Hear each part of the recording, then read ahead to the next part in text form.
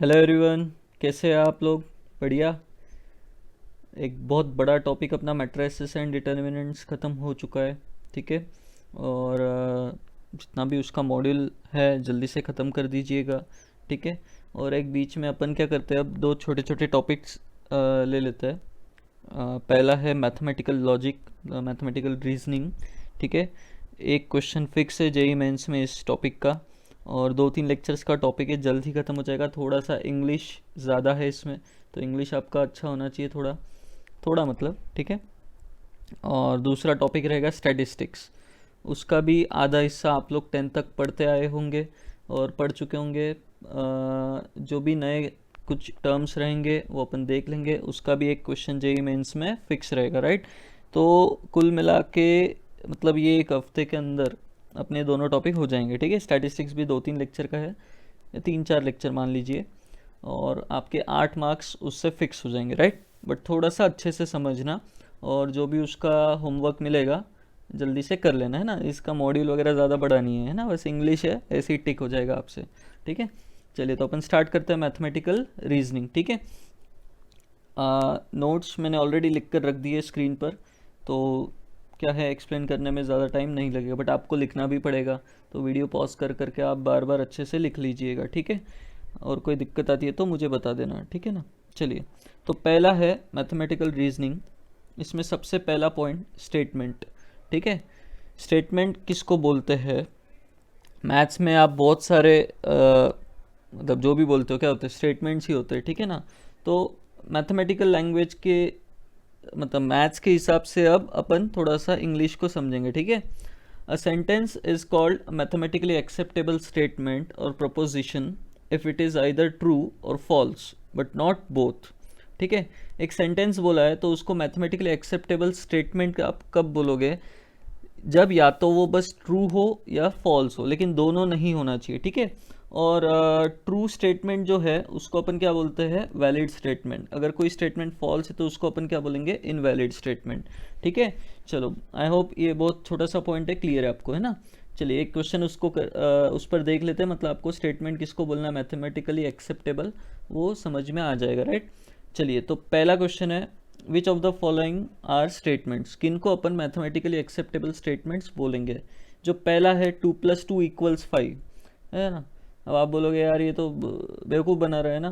बेवकूफ़ नहीं बना रहा, मतलब ठीक है, स्टेटमेंट फॉल्स है, इनवैलिड स्टेटमेंट होगा, बट स्टेटमेंट तो है। उसने बस पूछा है स्टेटमेंट है या नहीं है, ठीक है ना। तो आपको टिक करना है, स्टेटमेंट है। Sum of x and y is greater than zero, है ना। अब आप बोलोगे एक्स और वाई तो बताओ पहले। हाँ, तो अपने को नहीं पता एक्स और वाई, तो अपन कैसे बोल दे एक्स और वाई ग्रेटर देन ज़ीरो होगा ही होगा। ठीक है। तो ये ट्रू भी हो सकता है, ये फॉल्स भी हो सकता है, इसीलिए ये जो सेकेंड सेंटेंस है उसको अपन स्टेटमेंट नहीं बोलेंगे, राइट। अब थर्ड, फोर्थ, फिफ्थ, सिक्स्थ आप आपके हिसाब से लिख लो, और मैं आंसर यहाँ पर लिख दूंगा। ठीक है। Tomorrow is Friday. Tomorrow is Friday, ये डिपेंड करता है आप किस दिन बोल रहे हो, तो ये ट्रू भी हो सकता है, फॉल्स भी हो सकता है, तो this is again not a statement. ठीक है। फोर्थ वाला, there are 40 days in a month, definitely false है। ठीक है ना। तो स्टेटमेंट तो हुआ ही, बट इनवैलिड स्टेटमेंट होगा, राइट। तो स्टेटमेंट तो बोलेंगे है। Next, there are 30 days in a month. 30 दिन एक महीने में, हो भी सकते नहीं भी हो सकते, कौन से महीने की बात करें उस पर डिपेंड करेगा, ट्रू और फॉल्स दोनों हो सकता है। तो this is again not a statement. ठीक है। एक कंप्लीटली ट्रू होना चाहिए, कंप्लीटली फॉल्स होना चाहिए, तो अपन उसको क्या बोलेंगे? Sentence, right. There is no rain without clouds. बोलो भाई, there is no rain without clouds. ठीक है। तो this is again a statement. ठीक है ना।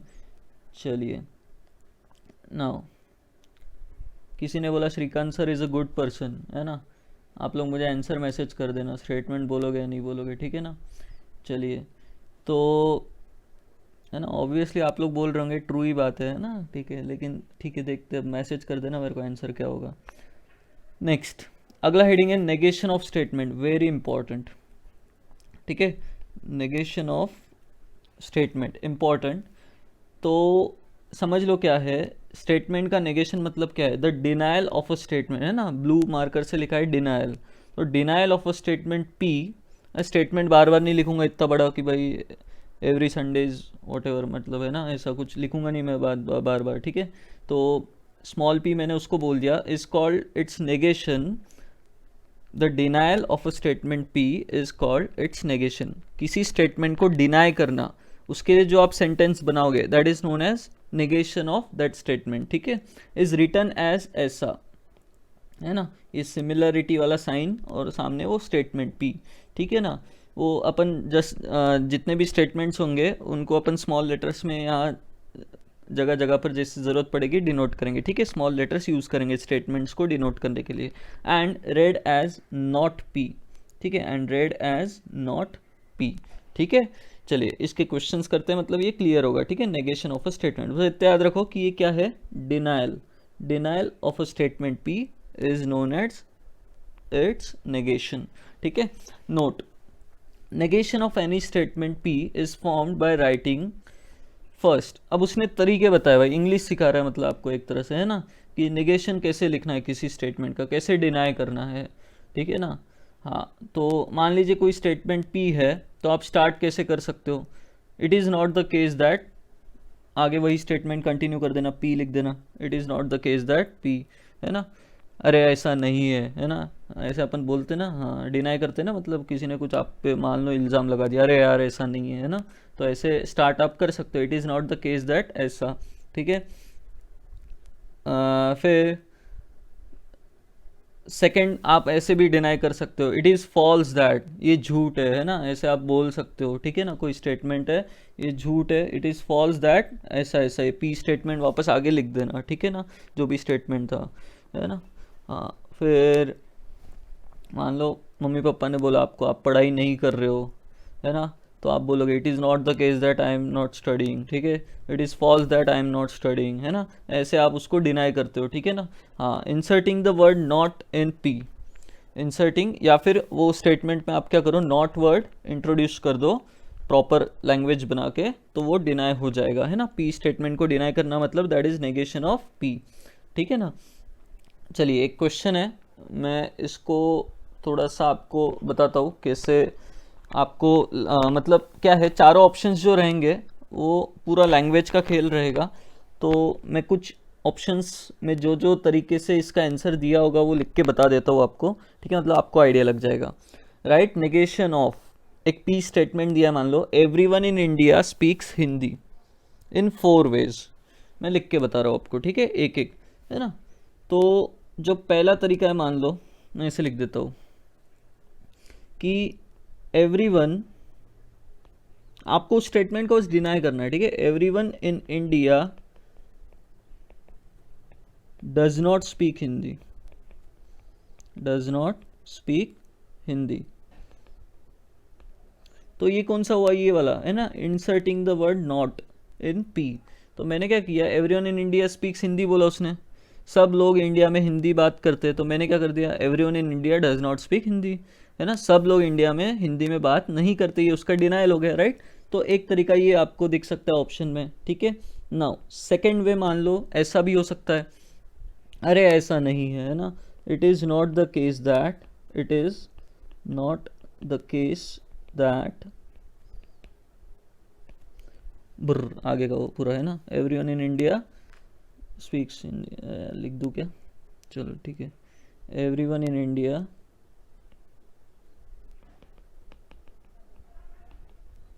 स्पीक्स हिंदी, वही स्टेटमेंट आ गए, कॉपी कर दो।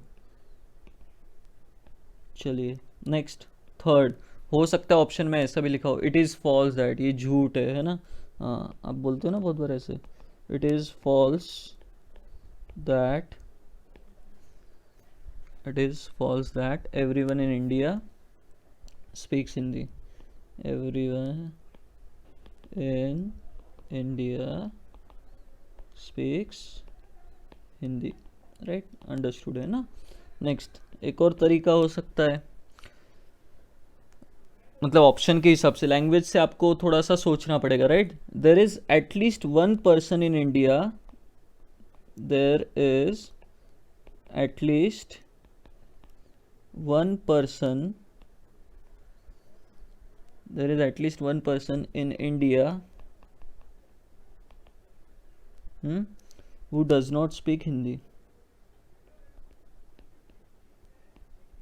who does not speak Hindi, क्या इस स्टेटमेंट ने भी उसको डिनाई कर दिया? उसने बोला सब लोग बात करते हैं, है ना। और मैंने जो आंसर लिखा, there is at least 1 person in India who does not speak Hindi, कम से कम एक आदमी है वहाँ पर जो हिंदी बात नहीं करता, मतलब उसने उसको डिनाई कर दिया, उसने बोला सबके सब बात करते, राइट, ठीक है।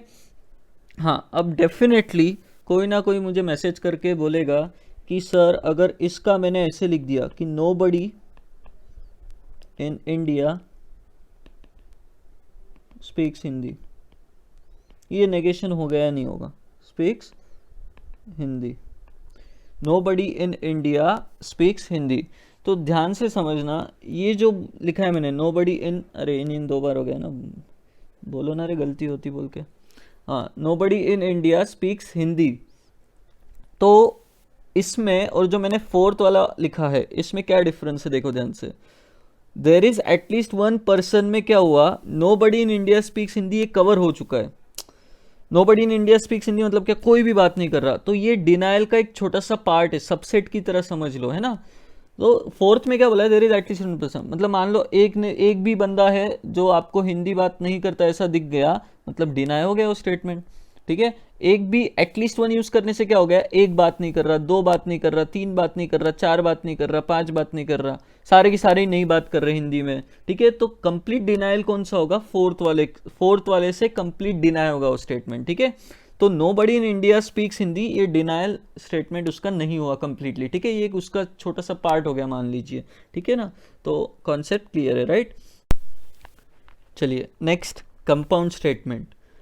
अब इसका मतलब आप समझ गए होंगे नाम पे से ही कि if a statement is combination of 2 और मोर स्टेटमेंट्स, 2 स्टेटमेंट्स मिला है ना, कि 2 + 2 = 4 and India is in Asia, है ना। ऐसे अगर आपने 2 स्टेटमेंट्स को मिला के एक स्टेटमेंट बनाया तो उसको अपन क्या बोलेंगे, कंपाउंड स्टेटमेंट, राइट।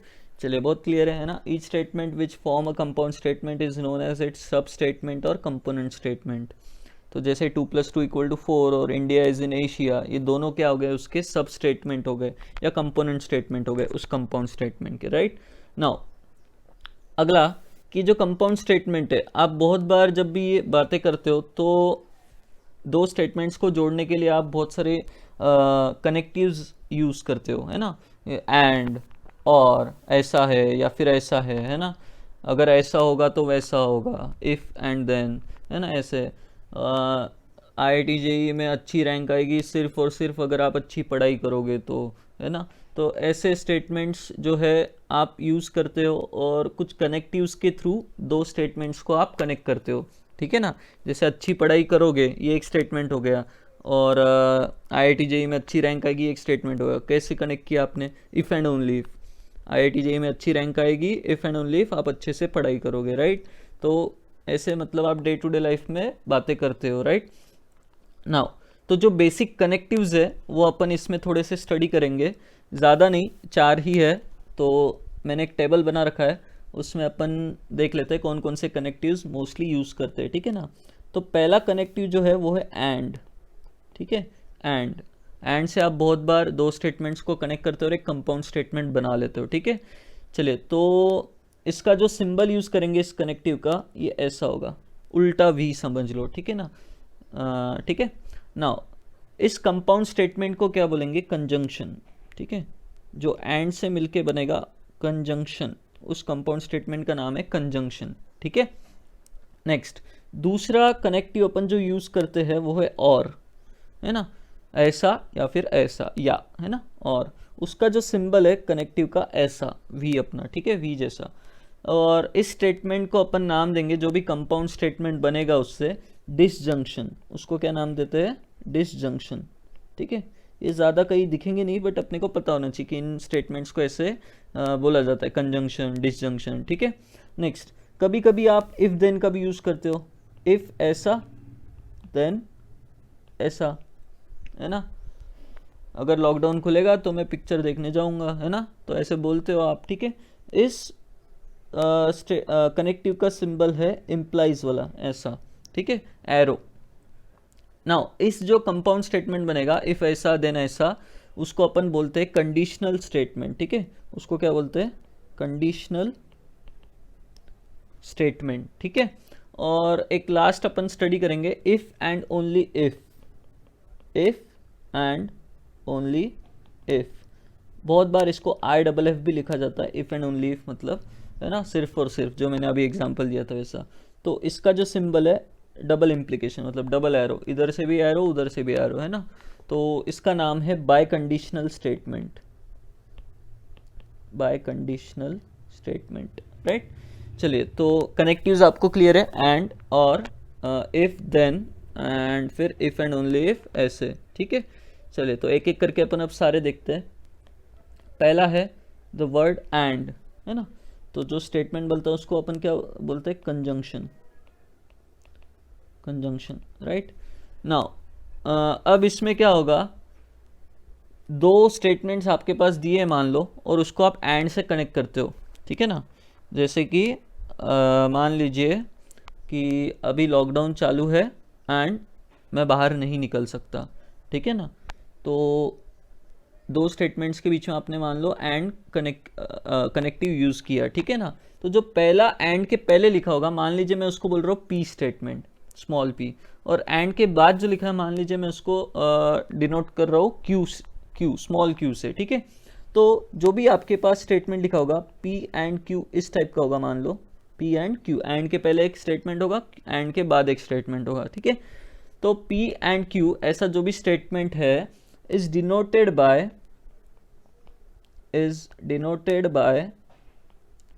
ऐसा P and Q, P or Q के बीच में क्या करना, एंड कनेक्टिव का सिंबल यूज़ कर लेना। तो अपन शॉर्ट में ऐसा उसको डिनोट कर देंगे। समझ में आया सबको, ठीक है ना। तो ये पहला पॉइंट, द वर्ड एंड कैसे कनेक्टिव आपको यूज़ करना है और कैसे उसको डिनोट करना है मैथ्स में, ठीक है ना।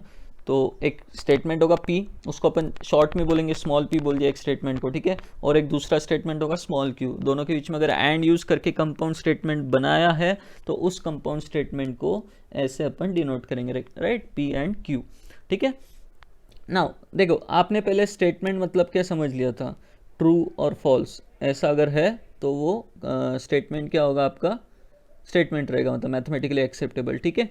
चलिए, तो वैलिड और इनवैलिड आपने उसमें देखा कि ट्रू स्टेटमेंट है तो ऐसा।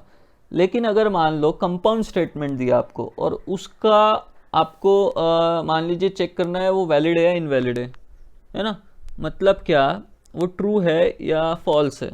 तो एक बात हमेशा दिमाग में रखना कि किसी भी कंपाउंड स्टेटमेंट के लिए या कोई भी स्टेटमेंट है मान लीजिए, ठीक है ना, उसका ट्रूथ या फिर उसका फॉल्सिटी अगर आपको बताना है, तो मतलब वो ट्रू है या फॉल्स है, तो उसको क्या बोलते हैं, उस स्टेटमेंट का ट्रूथ वैल्यू, क्या बोलेंगे आप उसको, ट्रूथ वैल्यू, ठीक है ना।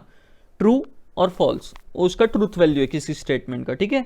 तो कंपाउंड स्टेटमेंट पे अपन स्टडी करेंगे कि कैसे आप कंपाउंड स्टेटमेंट का ट्रूथ वैल्यू डिसाइड करोगे, ठीक है ना। तो ध्यान से समझना कि पी और क्यू दो स्टेटमेंट्स है, क्या क्या केसेस हो सकते हैं। या तो आप जो दोनों स्टेटमेंट बोल रहे हो ट्रू है, ठीक है ना, या फिर मान लीजिए पी और क्यू में से पी वाला जो है ट्रू है और क्यू वाला जो है वो फॉल्स है, ठीक है। या फिर पी वाला फॉल्स है और क्यू वाला ट्रू है, या फिर मान लीजिए दोनों स्टेटमेंट क्या है आपके फॉल्स है। समझ में आया, ये हो सकता है। तो अपन क्या करेंगे, एक जो मैंने टेबल बनाया इसको बोलते हैं ट्रूथ टेबल, क्या बोलते हैं, ट्रूथ टेबल, ठीक है ना। तो पी और क्यू के जितने पॉसिबल कॉम्बिनेशन है कि दोनों स्टेटमेंट आप जो यूज़ कर रहे हो कंपाउंड स्टेटमेंट में एंड से कनेक्ट करने में, एंड से उनको कनेक्ट कर रहे हो और दोनों ट्रू है, तो कंपाउंड स्टेटमेंट को अपन क्या बोलेंगे। अगर दोनों फॉल्स है, एक ट्रू एक फॉल्स है, तो कंपाउंड स्टेटमेंट को अपन कौन सा वैल्यू असाइन करेंगे, ट्रू बोलेंगे या फॉल्स बोलेंगे, ठीक है। तो इसमें ध्यान से समझो कि अगर एंड से कनेक्ट कर रहे हो कि ऐसा है एंड ऐसा है, तो जब तक दोनों स्टेटमेंट जो यूज हो रहे हैं जब तक दोनों ट्रू नहीं है, अपन उस कंपाउंड स्टेटमेंट को, उस कंजंक्शन को ट्रू नहीं बोलेंगे। पी एंड क्यू अगर दोनों ट्रू है तो ही पी एंड क्यू जो होगा ट्रू होगा। ये समझ में आया, पी एंड क्यू ट्रू कब होगा, जब दोनों ट्रू है। दोनों में से अगर एक भी फॉल्स है तो अपन उस स्टेटमेंट को क्या बोल देंगे, फॉल्स, ठीक है ना। तो पी एंड क्यू का जो ट्रूथ वैल्यू होगा वो नीचे वाले तीनों केसेस में क्या यूज करेंगे अपन, फॉल्स, अनलेस दोनों ट्रू ना हो, ठीक है ना। जब तक दोनों ट्रू है compound statement is true, conjunction वाला, राइट। और अगर दोनों में से क्या है, एक ट्रू एक फॉल्स दिख रहा है, तो भी फॉल्स, और दोनों फॉल्स है तो पूरा स्टेटमेंट फॉल्स ही बोलेंगे, राइट। तो ट्रूथ टेबल क्लियर है सबको। एंड का कब कंपाउंड स्टेटमेंट जो कंजंक्शन है उसको कब अपन ट्रू बोलेंगे, कब फॉल्स बोलेंगे, राइट, ठीक है। नेक्स्ट द वर्ड और, है ना, इसका मतलब क्या है, उस स्टेटमेंट को अपन क्या बोलेंगे, डिसजंक्शन। तो डिसजंक्शन के बारे में थोड़ा सा स्टडी कर लेते हैं अपन, ठीक है ना। अब इसमें क्या है, कोई भी आपके पास स्टेटमेंट है, आप डे टू डे लाइफ में बहुत बार यूज़ करते हैं, पी और क्यू, ऐसा या फिर ऐसा, ठीक है। तो और के पहले वाला स्टेटमेंट में मान लेता हूँ पी बोला आपने, और के बाद वाला मान लो आपने क्यू बोला। तो P or Q is denoted by, कैसे डिनोट करना है आपको, इसका सिंबल यूज़ करना है। मैथ्स में आप ऐसे डिनोट करोगे शॉर्ट में, ठीक है, पी और क्यू। कोई भी अगर आपके पास स्टेटमेंट है जो और से कनेक्टेड है, डिसजंक्शन, ठीक है, तो उसको पी और क्यू इस तरीके से आप डिनोट करोगे, राइट। और का सिंबल भी आपको क्लियर है। नाउ इसमें क्या है, दो टाइप के आपको सेंटेंस दिखेंगे, तो उसमें जो और लिखा होता है उसको अपन अलग अलग नाम देते हैं। देखो कैसे, एक्सक्लूसिव और इंक्लूसिव और, दो टाइप के अपने और अपन ने देखो यहाँ पर लिख रखे हैं। जो लाइन लिखी है वो पढ़ो। If in a statement P or Q, कोई कंपाउंड स्टेटमेंट है मान लो, उसमें अगर happening of any one of P comma Q excludes the happening of the other, then it is exclusive or. अगर किसी डिसजंक्शन में अगर और मतलब के पहले वाला स्टेटमेंट और के बाद वाला स्टेटमेंट पी और क्यू, अगर पी होता है, उसका happening excludes the happening of other, है ना, तो उस और को अपन क्या बोलेंगे, एक्सक्लूसिव और, है ना। Happening of first excludes the happening of other, ऐसा समझो, ठीक है ना। तो बहुत क्लियर है। तो मैं एक एग्जांपल दे देता हूं। I will go Delhi, I will go Delhi either by बस और बाय ट्रेन। अब मुझे आप सोच के बताना, मैंने जो ये सेंटेंस में और यूज किया है, डेफिनेटली इसका मतलब क्या है, ये और को अपन क्या बोलेंगे, एक्सक्लूसिव और बोलेंगे, राइट। क्यों, क्योंकि I will go Delhi either bye बस और बाय ट्रेन। तो इसका मतलब आपको क्लियर है भाई कि मैं अगर बस से जा रहा हूँ तो ट्रेन से जा नहीं सकता, है ना, और ट्रेन से जा रहा हूँ तो बस से जा नहीं सकता। मतलब happening of first will exclude happening of other. तो इस और को अपन क्या बोलेंगे, एक्सक्लूसिव और। समझ में आया भाई। ऐसा तो नहीं ना मैं एक पैर बस में रखूंगा एक पैर ट्रेन में रख के जाऊंगा, है ना, तो ये ऐसा हो नहीं सकता, राइट। तो happening of first excludes the happening of other, इसीलिए अपन इस और को क्या बोलेंगे, एक्सक्लूसिव और। आई होप आपको क्लियर है, ठीक है। इसका ट्रूथ टेबल अपन बना लेते हैं। तो मान लीजिए दोनों अगर ट्रू है स्टेटमेंट्स, और के पहले वाला और बाद वाला, तो अपन क्या बोलेंगे भाई मैं बस से भी जा रहा हूँ दिल्ली और ट्रेन से भी जा रहा हूँ दिल्ली, तो आप बोलोगे ना पागल हो गया, है ना। हाँ, तो ये क्या हो गया फिर, ये फॉल्स हो गया, तो स्टेटमेंट फॉल्स हो गया, ऐसा हो ही नहीं सकता, राइट। नेक्स्ट, अगर एक ट्रू है और एक फॉल्स है, तो अपन इस स्टेटमेंट को क्या बोलेंगे, ट्रू। एक फॉल्स है ये वाला और ये ट्रू है, तो अपन इस स्टेटमेंट को क्या बोलेंगे, ट्रू। अच्छा, अगर दोनों फॉल्स है तो अपन स्टेटमेंट को बोलेंगे फॉल्स है ना।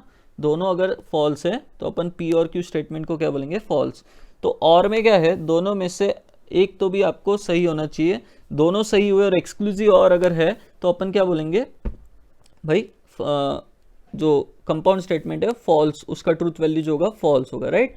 नाउ जो इंक्लूसिव और है, सेकंड जो है इंक्लूसिव और, तो इसमें आप क्या होगा समझ ही गए होंगे, है ना। If in statement P or Q both P and Q can also occur together, then it is inclusive or, then it is inclusive or, right. समझ में आया, इंक्लूसिव और, ठीक है। नाउ तो इंक्लूसिव और में क्या है, दोनों एक साथ हो सकते हैं, ठीक है ना। तो मान लीजिए इन सीनियर सेकेंडरी एग्जाम, ठीक है, इन सीनियर, एक एग्जांपल देता हूँ, senior secondary exam you can take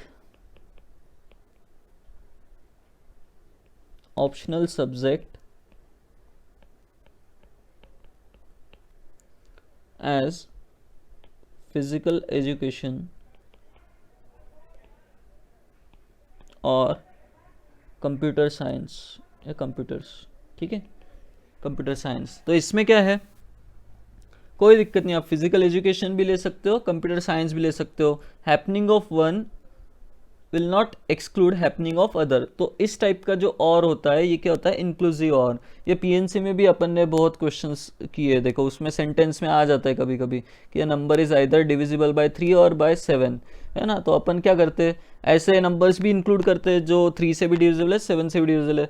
तो वो जो और होता है अपना, वो अपन कौन सा कंसिडर करते हैं, इंक्लूसिव और, ठीक है ना, कि भाई दोनों हो सकते हैं, कोई दिक्कत नहीं, ठीक है ना। अच्छा, इसका जो ट्रूथ टेबल होगा वो कुछ इस तरीके से होगा कि दोनों ट्रू है तो अपन ट्रू बोलेंगे स्टेटमेंट को, ठीक है। कंपाउंड स्टेटमेंट का जो ट्रूथ वैल्यू अपन ट्रू लेंगे कि भाई चलेगा, दोनों ट्रू है तो भी, ठीक है, दोनों एक साथ हैपन हो सकते हैं, मतलब हो सकते हैं, ठीक है ना।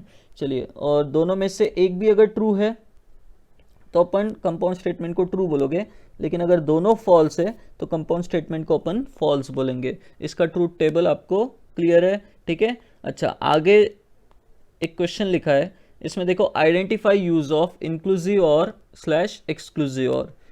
तो देखो फर्स्ट में आपको बताना है कि ये जो और लिखा है ये कौन सा यूज़ किया गया है, इंक्लूसिव या कौन सा है, मतलब है ना, कौन सा और अपन इसमें बोलेंगे। तो फर्स्ट है 2 lines intersect at a point और आर पैरेलल। 2 लाइन्स जो है या तो पॉइंट पे इंटरसेक्ट करेंगे या फिर पैरेलल है। तो अब मुझे बताओ इसमें कौन सा है, इंक्लूसिव है या एक्सक्लूसिव है। क्यों भाई, क्योंकि देखो एट अ पॉइंट अगर इंटरसेक्ट कर रहे तो पैरेलल हो नहीं सकते, मतलब happening of one excludes happening of other, और पैरेलल है तो इंटरसेक्ट कर नहीं सकते, मतलब डेफिनेटली ये कौन सा और है यहाँ पर, एक्सक्लूसिव और, राइट। ये वाला जो है एक्सक्लूसिव है, ठीक है। Next second, the school is closed if it is a Sunday और हॉलीडे, है ना। School is closed if it is Sunday और हॉलीडे, भाई हॉलीडे है कोई और उस दिन संडे आ जाता है, ऐसा बहुत बार होता है, ठीक है ना। तो happening of one does not exclude happening of other, ठीक है ना। तो ये इंक्लूसिव और हो गया आपका, ये कौन सा हो गया, इंक्लूसिव और हो गया, राइट। तो बहुत क्लियर है आपको एक्सक्लूसिव और इंक्लूसिव पहचानना, ठीक है। आगे जब भी ट्रूथ टेबल यूज़ करने की बारी आएगी, है ना, कनेक्टिव्स में, तो आप और में कौन सा यूज़ करना, इंक्लूसिव वाला, है ना। इंक्लूसिव और में क्या ध्यान रखना है आपको कि अगर दोनों स्टेटमेंट फॉल्स है तो ही कंपाउंड स्टेटमेंट को फॉल्स बोला जाएगा। दोनों में से अगर एक भी ट्रू है तो अल्टीमेटली अपन तीनों ट्रू बोलेंगे। समझ में आया सबको, ठीक है। तो इंक्लूसिव और अपन ध्यान से उसका ट्रूथ वैल्यू का टेबल देख लेना अच्छे से, ठीक है ना। चलिए, नाउ नेक्स्ट कनेक्टिव है कंडीशनल कनेक्टिव, है ना। तो इसमें क्या है, इफ समथिंग लिखा होगा देन आगे समथिंग लिखा होगा। तो मान लीजिए इफ के बाद जो स्टेटमेंट लिखा है वो पी है और देन के आगे जो लिखा है दैट इज क्यू, ठीक है ना। तो यहाँ पर क्या लिखा है, if P and Q are any two statements then the compound statement in the form if P then Q, है ना, इज कॉल्ड कंडीशनल स्टेटमेंट, ठीक है। If x is equal to 4 then x square is equal to 16, ठीक है ना। तो ऐसा मान लो मैंने एक स्टेटमेंट लिख दिया, तो इफ के बाद मैंने क्या बोला था, x इज इक्वल टू 4, और देन के बाद मैंने क्या बोला, x square is equal to 16, ठीक है ना। तो p और q आपको पहचानना आना चाहिए, ठीक है ना। तो इज कॉल्ड कंडीशनल स्टेटमेंट, ठीक है। अच्छा, ये जो स्टेटमेंट होता है if p and if p then q is denoted as ऐसा, p implies q, ठीक है, p implies q। और ऐसे भी एरो को, एरो का जो सिंबल है वो आप दो तरीके से लिखा, मतलब वो डिपेंड करता है क्वेश्चन कहाँ से उठा है, अलग अलग किताबों में ऐसे सिंबल यूज़ होते हैं, ठीक है। एरो तो एरो है, ठीक है ना। चलिए, अभी जो p इम्प्लाइज q वाला स्टेटमेंट होता है, इफ देन वाला, मतलब p इम्प्लाइज q होता है, इफ ऐसा देना ऐसा, मतलब फर्स्ट वाला इम्प्लाइज सेकंड वाला, ठीक है ना, बहुत क्लियर है। चलिए, तो इसमें जो इफ के बाद लिखा होता है दैट इज p, इसको बोलते हैं एंटीसीडेंट, ठीक है, या हाइपोथेसिस। हाइपोथेसिस याद रखो, या एंटीसीडेंट याद रहे ना रहे, हाइपोथेसिस याद रहेगा। p को क्या बोलते हैं, इफ के बाद जो बोला है दैट इज हाइपोथेसिस, राइट। और जो q होगा देन के बाद लिखा हुआ उसको बोलेंगे कंक्लूजन। क्या बोलेंगे, कंक्लूजन या कॉन्सिक्वेंट, ठीक है। चलिए, हाइपोथेसिस किसको बोलना है, कंक्लूजन किसको बोलना है, क्लियर है। कंडीशनल स्टेटमेंट में इफ ऐसा कंडीशन लगा रहे हो ना भाई, तो इसको इसलिए कंडीशनल स्टेटमेंट बोलते हैं, राइट। कंडीशनल स्टेटमेंट में इफ समथिंग देन समथिंग ऐसा आपके पास लिखा रहेगा, राइट। तो जो इफ के बाद लिखा है that is hypothesis and then के बाद जो लिखा है दैट इज क्यू, ठीक है। नाउ नोट, इस कंडीशनल स्टेटमेंट में कुछ पॉइंट्स है जो आपको अच्छे से समझने ज़रूरी है, ठीक है। अच्छा, अब इसके लिए मैं क्या कर रहा हूँ, एक एग्जांपल ले रहा हूँ, ठीक है ना। मान लीजिए मैं एक ट्रू स्टेटमेंट बोल रहा हूँ, और ये जो 4 पॉइंट्स लिखे पहले मैं पढ़ा पढ़ा देता हूँ आपको क्या है। तो पहला है P is sufficient condition for Q। Second, Q is necessary condition for P। और थर्ड है if P then Q has same meaning as that of P only if Q, ठीक है। एंड लास्ट है P implies Q has same meaning as that of not Q, not Q implies not P, not Q implies not P, ठीक है। तो ये चारों मैं एक एग्जांपल के थ्रू आपको समझा दूंगा, है ना। ये चारों पॉइंट्स, अगर P implies Q conditional statement आप कंसीडर करते हो तो चारों पॉइंट्स कैसे अपन सोचेंगे कि सही है बोलकर, ठीक है। तो उसने पहला बोला है P is sufficient condition for Q and Q is necessary condition for P, ठीक है ना। तो यहाँ पर मैं थोड़ा सा बात करता हूँ। मान लीजिए मैंने एक ट्रू स्टेटमेंट बोला है जो कि ट्रू है। मान लीजिए कि अगर मान लो प्रेम स्कूल में आया, या मान लो प्रेम क्लास में आया, है ना। इफ प्रेम आया देन अंशुल भी आया क्लास में, ठीक है। इफ प्रेम क्लास आया देन अंशुल क्लास आया, ठीक है, ऐसा मैंने बोला। तो इसमें प्रेम आया, ये क्या हो गया आपका P हो गया, और अंशुल का आना क्या हो गया Q हो गया। तो इफ P देन Q, आपको P और Q क्लियर है, कौन P है कौन Q है।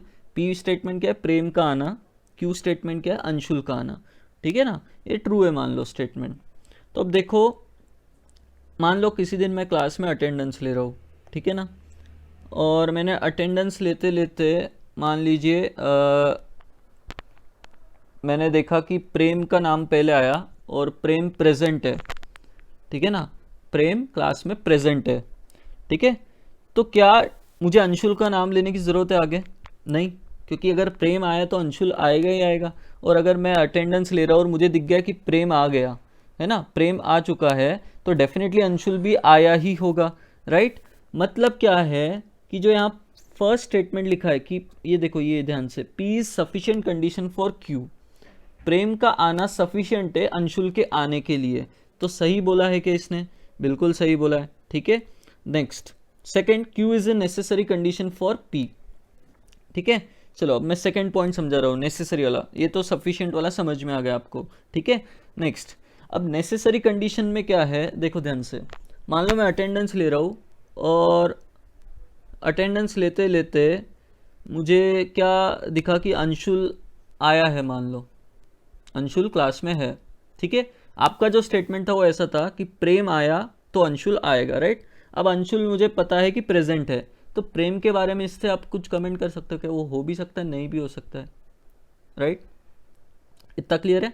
नेक्स्ट, मान लो जब मैं अटेंडेंस ले रहा हूँ और मुझे दिखा कि अंशुल नहीं आया है, राइट, अंशुल नहीं है क्लास में। इसका मतलब आप डेफिनेटली बोल सकते हो क्या कि प्रेम भी नहीं है, क्योंकि अगर प्रेम होता तो अंशुल होता ही होता। मतलब अंशुल नहीं है तो प्रेम नहीं है, समझ में आया। अंशुल नहीं है तो मुझे पता लग गया कि प्रेम भी क्लास में नहीं है, मतलब अंशुल का होना नेसेसरी है प्रेम के होने के लिए। समझ में आया, अंशुल का होना नेसेसरी है प्रेम के होने के लिए, ठीक है। नाउ हंसना मत कोई भी, ठीक है ना। तो जो सेकेंड स्टेटमेंट है वो क्या है, Q इज नेसेसरी, है ना, अंशुल इज नेसेसरी फॉर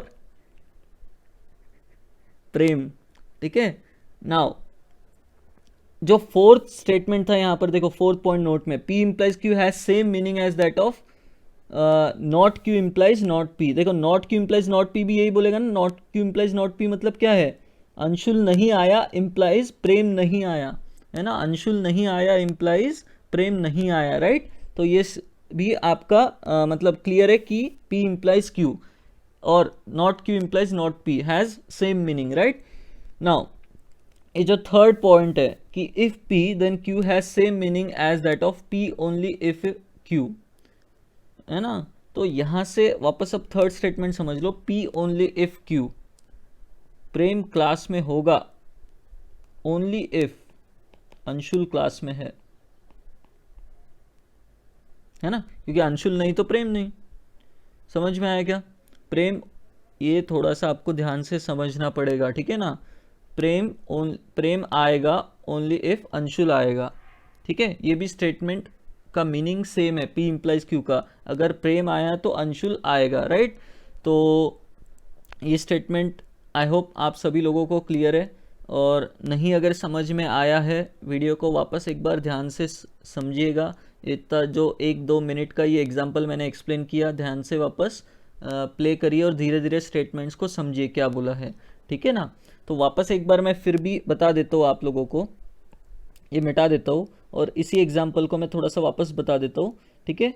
चलिए, सबसे पहले ये जो स्टेटमेंट है मान लो ये ट्रू है कि इफ प्रेम आया देन अंशुल आया, ठीक है। प्रेम आया तो अंशुल क्लास में आएगा, राइट। नाउ पहले मैं सफिशिएंट कंडीशन कौन सा है वो बता देता हूँ। मैंने प्रेम का आना क्या बोला है, स्मॉल p, और अंशुल का आना क्या बोला है, स्मॉल q, ठीक है। नाउ मैं जब अटेंडेंस ले रहा हूँ, मान लीजिए प्रेम प्रेजेंट है, तो आप अंशुल के बारे में क्या बोलोगे, अंशुल भी प्रेजेंट है, राइट। मतलब अंशुल के आने के लिए प्रेम का आना सफिशिएंट हो गया ना। प्रेम आया मतलब अंशुल हो गए होगा इस स्टेटमेंट के हिसाब से, तो प्रेम का आना इज सफिशिएंट फॉर अंशुल का आना, राइट। तो first part is clear, P is sufficient condition for Q, ठीक है। नेक्स्ट सेकेंड नेसेसरी वाला, मान लो मैं अटेंडेंस ले रहा हूँ और मैंने देखा अंशुल क्लास में नहीं है, अंशुल क्लास में नहीं है, तो आप बोल दोगे क्या प्रेम भी क्लास में नहीं है? क्योंकि अगर प्रेम क्लास में होता तो अंशुल भी क्लास में होता, लेकिन अंशुल क्लास में नहीं है मतलब प्रेम क्लास में नहीं है। तो मतलब अगर प्रेम को क्लास में होना है तो अंशुल का क्लास में होना ज़रूरी है, ठीक है। मतलब अंशुल का आना इज़ नेसेसरी फॉर प्रेम का आना, ठीक है ना। अंशुल इज़ नेसेसरी फॉर प्रेम, ठीक है। चलिए नेक्स्ट थर्ड और फोर्थ, इस पे से वापस आप लोग सोच लीजिएगा, ठीक है। और कुछ नहीं समझाए तो आप मुझे फिर पूछ लीजिएगा, ठीक है। चलिए तो ये मैं मिटा देता हूँ। नाउ जो इसका ट्रूथ टेबल होगा, ठीक है ना, वो ध्यान से समझो कि जो कंपाउंड स्टेटमेंट बनेगा इसको कब ट्रू बोलना है कब फॉल्स बोलना है, ठीक है। चलिए तो P और Q मान लीजिए दोनों अपन क्या लेते हैं, पहला केस दोनों ट्रू है। इफ ऐसा देन ऐसा दोनों ट्रू है तो अपन कंपाउंड स्टेटमेंट को ट्रू बोलते हैं, ठीक है। मान लीजिए हाइपोथेसिस आपका ट्रू है लेकिन कंक्लूजन अगर फॉल्स है तो अपन क्या करेंगे, इस बार P इम्प्लाइज Q को अपन फॉल्स बोलेंगे कि भाई आपका हाइपोथेसिस तो सही था, फिर कंक्लूजन कैसे गलत हो सकता है। तो अगर हाइपोथेसिस सही है और कंक्लूजन गलत है तो स्टेटमेंट आपका क्या हो जाएगा, गलत हो जाएगा, राइट। नेक्स्ट अगर मान लीजिए आपका हाइपोथेसिस ही गलत है तो फिर चाहे कंक्लूजन सही हो या कंक्लूजन गलत हो अपन स्टेटमेंट को ट्रू बोलेंगे, ठीक है ना। कि भाई मान लो ओम ने क्या बोला कि मुंबई इज इन इंग्लैंड, ठीक है ना। तो फिर आमिर ने क्या बोला, देन 2 + 2 = 5, ठीक है। कि भाई अगर सामने वाले ने हाइपोथेसिस ही मतलब फेंका, कुछ भी बोला कि भाई मुंबई इज इन इंग्लैंड, तो फिर आप भी फेंको, ठीक है। अपन स्टेटमेंट को ट्रू ही बोलेंगे। भाई हाइपोथेसिस ही अगर गलत है तो चाहे आगे आप उसके सामने गलत लिखो या सही लिखो, ठीक है, अपन स्टेटमेंट को ट्रू बोलोगे। लेकिन अगर आपका हाइपोथेसिस सही है और अगर कंक्लूजन गलत है तो अपन उस स्टेटमेंट को क्या बोलेंगे, फॉल्स। तो एक ही केस में इफ एंड देन फॉल्स बोलते हैं, अगर आपका हाइपोथेसिस सही है लेकिन कंक्लूजन गलत है। लेकिन बाकी सारे केसेस में अपन क्या बोलते हैं, हाइपोथेसिस सही है, कंक्लूजन अगर सही है तो स्टेटमेंट सही है, लेकिन अगर हाइपोथेसिस ही गलत है तो चाहे आगे आप कुछ भी बोलो अपन स्टेटमेंट को ट्रू बोलेंगे, है ना। अगर आपने फेंका मुंबई इज इन इंग्लैंड तो उसने भी फेंका 2 + 2 5, तो अपन स्टेटमेंट को क्या बोलेंगे, ट्रू ही बोलेंगे, राइट। समझ में आया सबको, ठीक है। नाउ कुछ क्वेश्चंस है, अपन देख लेते हैं कैसे क्वेश्चंस इस पर बनते हैं, ठीक है। Rewrite the following statements this with if then ऐसा दिया है in 5 different ways conveying the same meaning, conveying the same meaning. If a natural number is odd then its square is also odd. मैं क्या करता हूँ, if के बाद वाले को P बोल देता हूँ, a natural number is odd, इसको मैंने बोल दिया P, ठीक है। Then its square is also odd, जो Q है मैंने बोल दिया its square is also odd, ठीक है। मतलब स्क्वायर इज ऑड ये अपना क्यू हो गया मान लीजिए, इफ पी देन क्यू, ऐसा आपके सामने लिखा है, तो पी कौन है क्यू कौन है, क्लियर है आपको। तो आपके पास क्या हो सकता है, जो 4 ऑप्शंस लिखे हैं उसमें ऐसे अलग अलग तरीके से लैंग्वेज में फ्रेम किया हो सकता है आंसर, ठीक है। तो मैं एक एक लिख देता हूँ आपको सारे अच्छे से समझने, कोई भी आपको ऑप्शन में लिखा हो सकता है, ठीक है। तो पहला मैं लिख रहा हूँ, a natural number is odd, natural number is odd implies that, मतलब वो एरो का उसने बस सिंबल जो है उसका यूज़ कर लिया, इम्प्लाइज दैट, इम्प्लाइज के लिए यूज़ होता है ना, तो ये स्टेटमेंट भी उसी के सेम मीनिंग कन्वे कर रहा है ना। Natural number is odd implies that its square is also odd, it's square is also odd, ठीक है। ये पी इम्प्लाइज क्यू बोलते हैं ना अपन, इफ ऐसा देन ऐसा, तो इम्प्लाइज है ना। तो फर्स्ट वाला जो मैंने लिखा है आंसर वो भी सेम मीनिंग कन्वे कर रहा है, राइट। नाउ सेकेंड वाला ऑप्शन आपके पास ऐसा भी हो सकता है, अ नेचुरल नंबर इज ऑड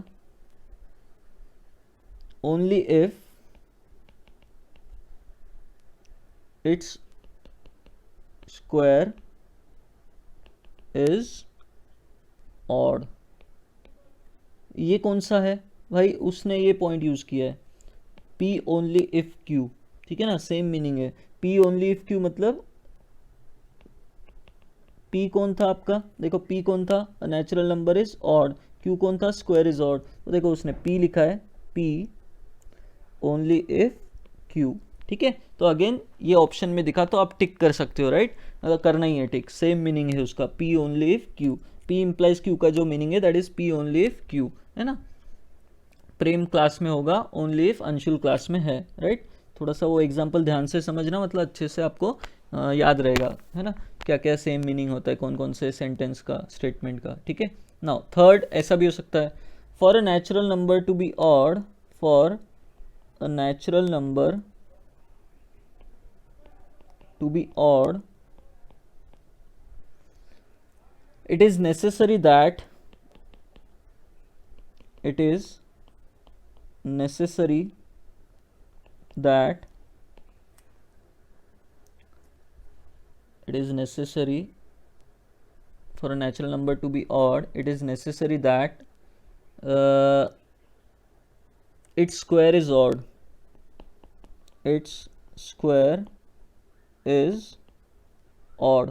अब इस आंसर में मैंने क्या यूज़ किया बताना, for a natural number to be odd it is necessary that its square is odd. कौन नेसेसरी होता है, Q is necessary for P, ये पॉइंट अपन ने पढ़ा था अभी, P इम्प्लाइज Q मतलब क्या रहता, Q is necessary for P, ठीक है। तो यहाँ पर Q कौन है, ये वाला, स्क्वायर इज ऑल्सो ऑड। तो देखो ध्यान से उसने सही लिखा है क्या, इट इज नेसेसरी दैट, ये नेसेसरी लिखा है उसने, स्क्वायर इज ऑड, सही लिखा, Q इज नेसेसरी, है ना। तो अपना Q था स्क्वायर इज ऑड वाला, तो इट इज नेसेसरी दैट कि it square is odd for P जो था वो natural number to be odd वाला था, राइट।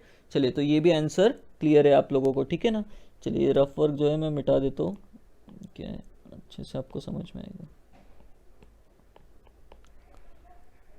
ठीक है। तो अलग अलग जो पॉइंट्स अपन ने पढ़े हर एक को वो यूज़ कर रहा है आंसर लिखने में, राइट। नेक्स्ट फिर सफिशिएंट कंडीशन यूज़ कर लेते हैं, मान लो P इम्प्लाइज Q का मतलब होता है P is sufficient for Q, तो P इज सफिशिएंट मतलब अ नेचुरल नंबर इज ऑड, है ना। तो ऐसे लिख रहा हूँ, देखो फ्रेम ऐसे कर रहा हूँ मैं इसको, फॉर फॉर द स्क्वायर, मान लीजिए सफिशिएंट ऐसे मैं फ्रेम कर रहा हूँ, for the square of a natural number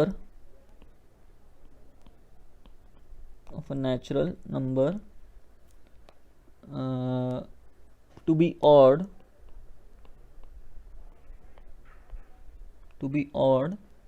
it is sufficient that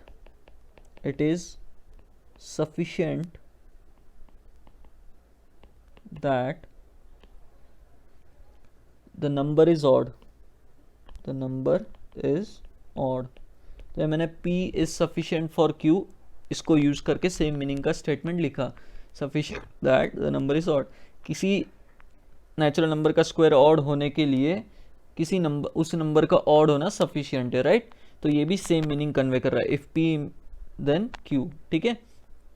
next एक और मैं लिख रहा हूँ स्टेटमेंट, ये भी आंसर। अब कौन सा बचा देखो, सफिशिएंट वाला हो गया, नेसेसरी वाला हो गया, पी ओनली इफ क्यू वाला तरीका हो गया, ये बचा है not Q implies not P, है ना। Not Q implies not P, Anshul का नहीं होना इम्प्लाइज प्रेम भी नहीं है, ठीक है ना। ये भी मीनिंग सेम ही हुआ उसका, ठीक है। तो ऐसे लिख सकते हो उसको आप, इफ नॉट क्यू है ना, नॉट क्यू मतलब क्यू वाला पहले लिखना, नेगेशन उसका, ठीक है।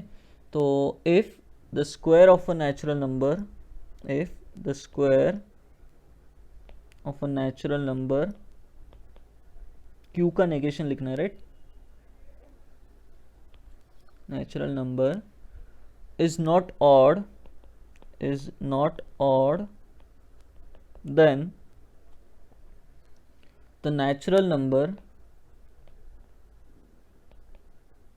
p का नेगेशन लिखेंगे अब, then the natural number is not odd, not introduce कर दो बस बीच में, right, is not odd, right. तो ये भी तरीका हो सकता है, P इम्प्लाइज Q को। ये 5 तरीके मैंने बता दिए, पांचों में से कोई भी ऑप्शन में हो सकता है, आपको बराबर से टिक करना है, ठीक है। तो अलग अलग पॉइंट्स यूज करके अपन ने अलग अलग आंसर्स लिखे हैं, राइट। नाउ अगला question, write in the form of if something then something, it is necessary to have a password to log on to the server, ठीक है। अब इस स्टेटमेंट को आपको P इम्प्लाइज Q में कन्वर्ट करना है।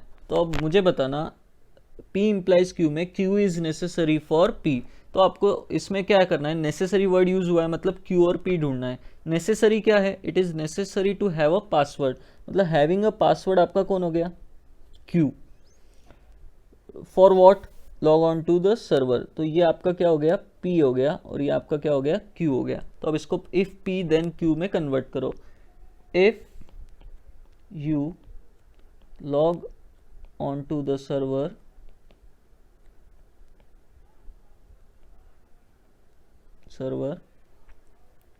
then you have a password,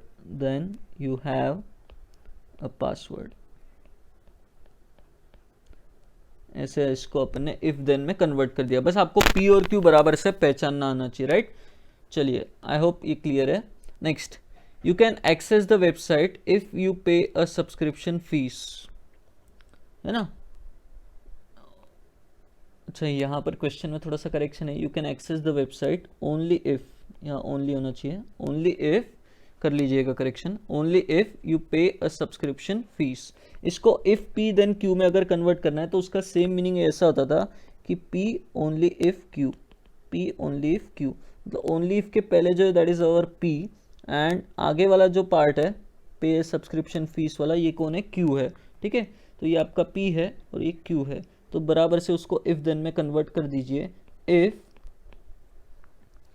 you can access the website, if you can access the website, ठीक है, देन Q क्या था, you pay a subscription fee, you pay a subscription fees,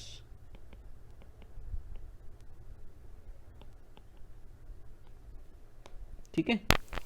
चलिए next अगला question है, identify the necessary and sufficient conditions. तो इस statement में आपको सफिशिएंट कौन है और नेसेसरी कौन है वो बताना है। If you drive over 80 kilometres per hour then you will get a fine.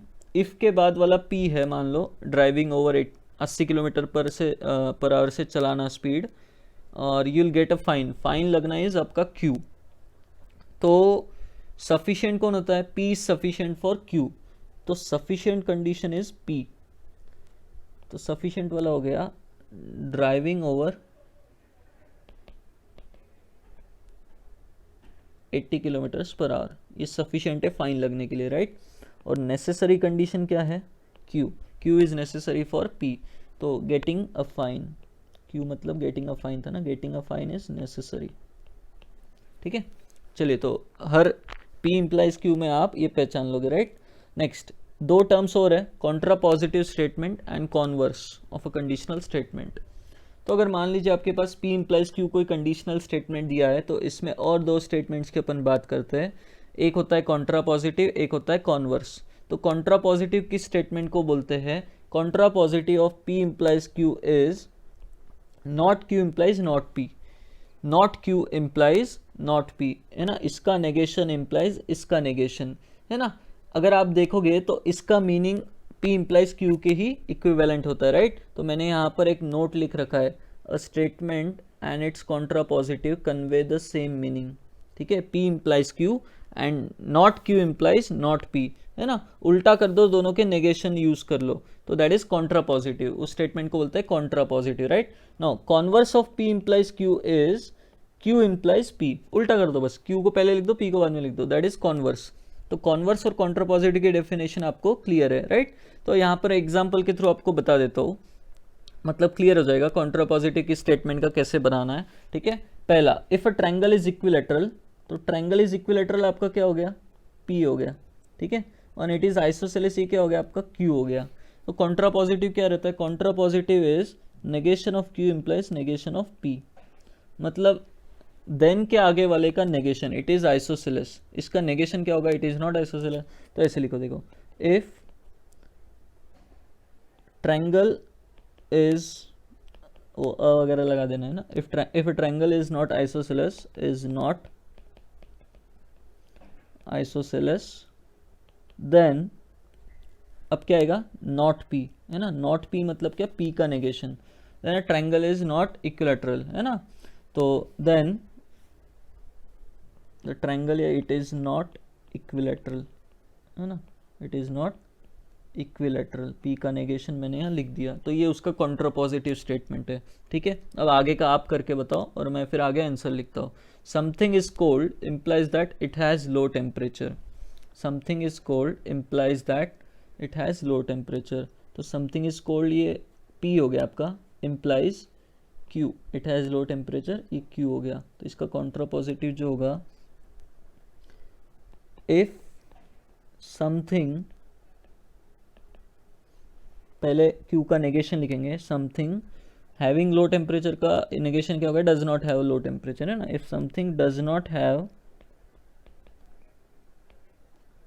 Low temperature, then P का नेगेशन, कोल्ड है तो नॉट कोल्ड, है ना, then it is not cold, it is not cold, ठीक है। चलिए third, if two lines are parallel then they do not intersect in same plane, ठीक है। तो इसका कॉन्ट्रा पॉजिटिव क्या होगा? इफ नॉट Q, है ना, नॉट Q मतलब क्या है? सेम प्लेन में do not intersect in same plane है, तो उसका नेगेशन क्या हो जाएगा? इंटरसेक्ट कर रहे हैं, है ना। तो इफ टू लाइन्स